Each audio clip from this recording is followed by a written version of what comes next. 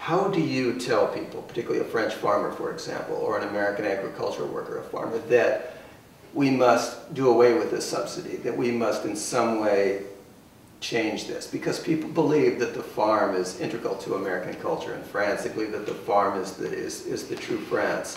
How do you compensate these people if, in fact, you do away with the subsidy? And how do you respond to the philosophical issues here at play? Important point to recognize is that most of the money goes to large corporate farms. It isn't going to the small family farm. Small family farm is almost a thing of the past already.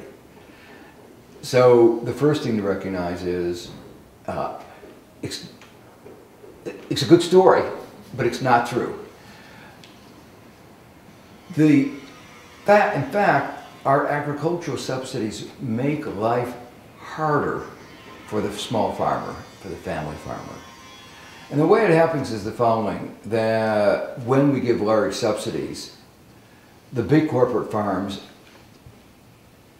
compete for the land, because that's the basic resource that you need to get the government subsidies.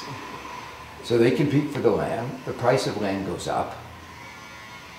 The poor family farmer who doesn't have access to a lot of money can't afford the price of the land.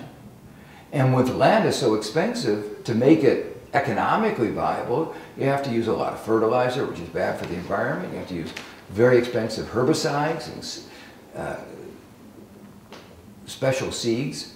So you make farming extremely expensive, that only the big corporate farmers can afford, and the small farmers are driven out of business. So the fact of the matter is that our subsidies are not going to the small farmer. They're not helping, they're actually hurting the small farmer.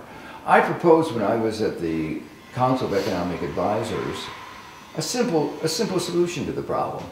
Let's just cap subsidies. No farmer should get more than $100,000. It's a lot of money. It's a lot of money. The farmers rejected it because most of the money was going to the large corporate farmers.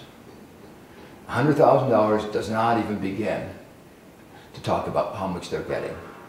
So yes, I can understand worrying about the small farmer, need adjustment maybe to move into other areas, but the simplest interim solution would be no farmer with an income over $100,000 should get a subsidy, and no farmer should get more than $100,000. If we did that, we would go a long way to helping the developing countries.